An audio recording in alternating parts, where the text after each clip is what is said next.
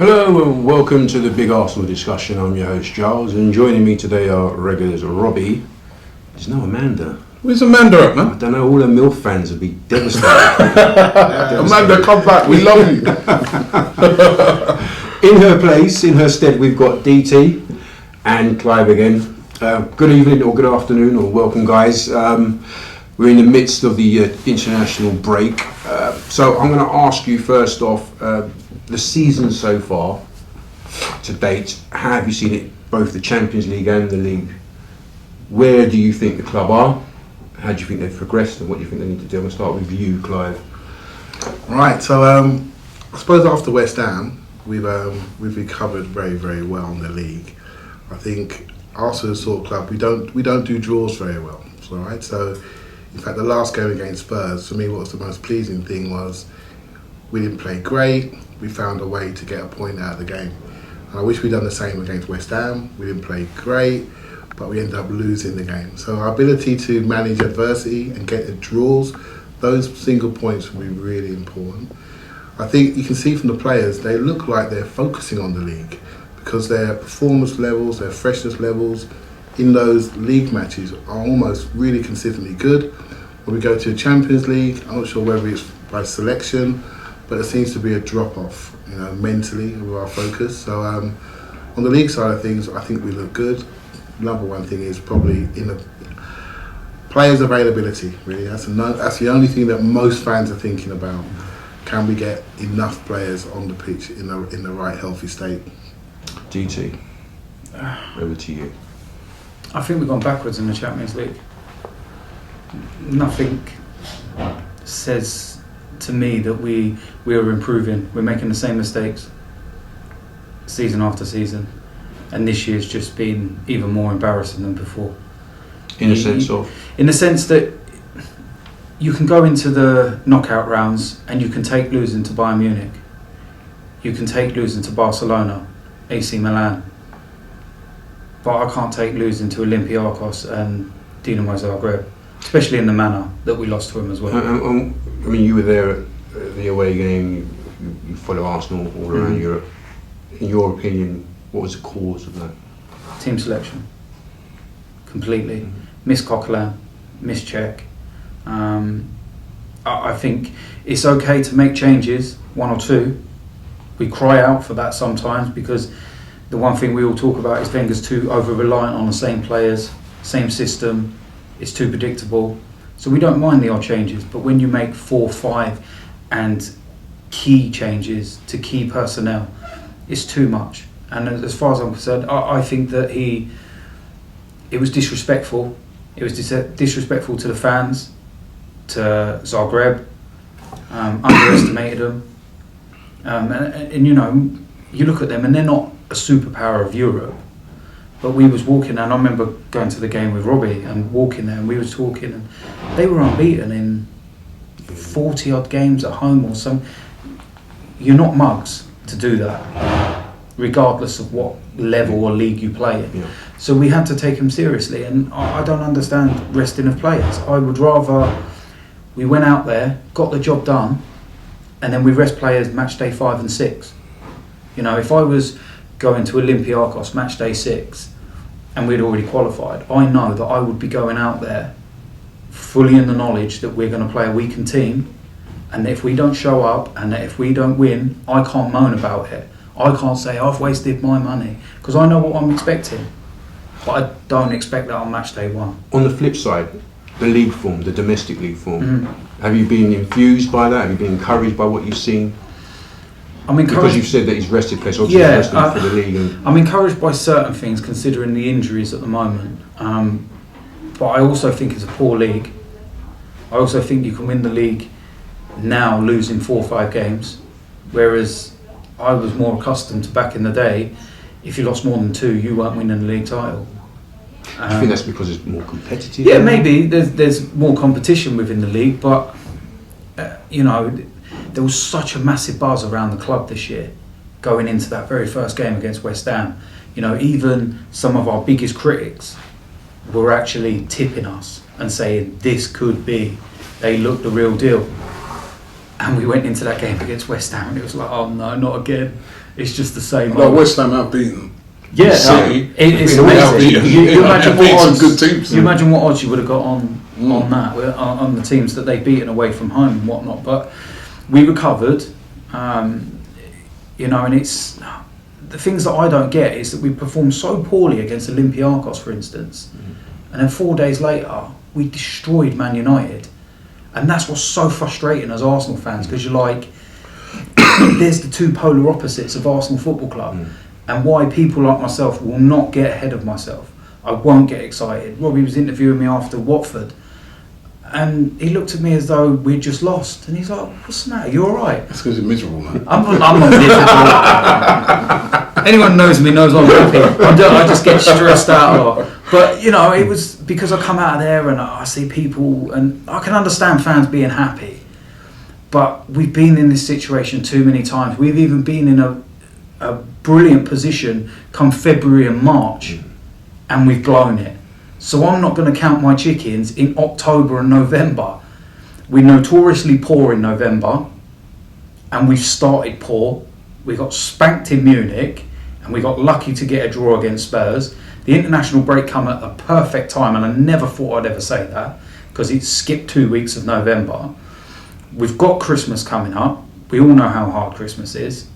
And then you've got the January period. And it's, if we're where we are, and like if we're top of the league after match 38, then I believe it, and I can see what he's doing as well. Do you know what I mean? Come on, man, cheer up a bit. Man. We are. Listen, hold on, right? Listen, we are joint top of the league, right? You know, you forget that. I mean, I think so far, I agree with a lot of things that you are saying, but I think we've in the league, we've been pretty consistent. Look at some of the difficult away games we had. Even Watford when we went there, it wasn't an easy game. No, I know that. They were really solid at home. We played Palace away. We've Leicester away, and they were flying, killing everybody. We went there and beat them. We've had to play Man United. You know, the only game I was really disappointed. I mean, obviously the first game, that game against Chelsea. I thought and even in that, I thought we was very unlucky in that game with the circumstances of what happened. So in the league, I think we've been pretty good in the league so far. We've been very consistent. Yeah. And even as you guys said, even though we were very poor in the first half against Spurs, really and truly, you look when I was looking at the highlights of that game the other day, should have won that game. So I think there's, considering the amount of injuries we've had and stuff like that, I think the team has done very well in the league. I agree with you in the Champions League. I feel that we have gone backwards. You know what I mean? It's like we haven't learned. Like, we didn't learn from the Monaco. Remember Monaco last year when we was at home, when we got back into the game and then we went and conceded that goal, which ultimately meant that we went out. We did the exact same thing against Olympiacos. And then, like you said, the team selections. I didn't agree with resting all these players. I think it was a case of underestimating the opposition. Do you think, there's a lot of people who say that Wenger's focusing on the league, that's why? I don't know. I don't think so. I don't think he's been focusing on the league, or he didn't start off focusing on the league. I think that he thought that those players that he was going to play would be good enough to beat Zagreb and Olympiacos, but he kind of underestimated them, because if, like DT said, you look at Zagreb's home record, even though it's just beating up their local teams, but it's very, very good. They're very strong at home. And then against Olympiacos, I think we just looked on it. We always spank them when they come to England, and they played very well on the day, and we played extremely poorly, gifting them goals all over the place. And the only game we played very well against when we played Bayern at home. Went away to Bayern. Look at the team we had out again, like a League Cup team, to play Bayern Munich when they can bring Iron Robin off the bench. So let me ask you, complacency on Wenger's part, the team's part, or no? The way we have to sort of change our mind, really, and our thought process about how we look at the season. The manager looks at the games in blocks, right? In blocks of 6, right? If you look at our block of 6 league games we had recently, we got 16 points out of 18. Tick, right? We had to throw Sheffield Wednesday, no chance. We haven't got the squad depth right now to manage that competition as well. We've managed to find the energy for Bayern Munich at home. we had nothing left for Bayern Munich away, right?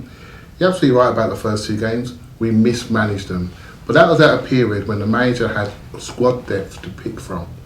And he'd obviously made promises to players about when they were going to get game time.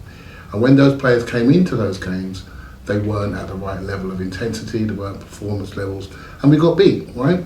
Is it right to promise players that, though? I'm sure it happens, right? But I suppose we have to change, we have to think about our thought process now about a squad. We can't have our favourite 11 play every single game. It just won't happen. The players that are going to allow us to win anything are the players on the bench. So players like Joel Campbell, players like Flamini, players like Danny Welbeck when he gets back, they are the most critical players in the squad because no team will win anything with 11 players. I'll give you an example of what Fergie used to do. He used to have a meeting with his substitutes, right? I used to say to them, John O'Shea, Wes Brown, everyone tells me one of you is going to let me down. And they'll all look at each other and go, well, it's not going to be me. And how many league trophies has John O'Shea got? How many league trophies has Wes Brown got? Those are the players that always step in when they come to Arsenal, play centre half, headed kick it for one game, they get the points, they walk away. Players like Gabriel, players like Callum Chambers, players like Giroud, who wasn't first pick a few weeks ago, we're all killing him after Zagreb. How important is he today? But what about Ospina when we rested on Czech?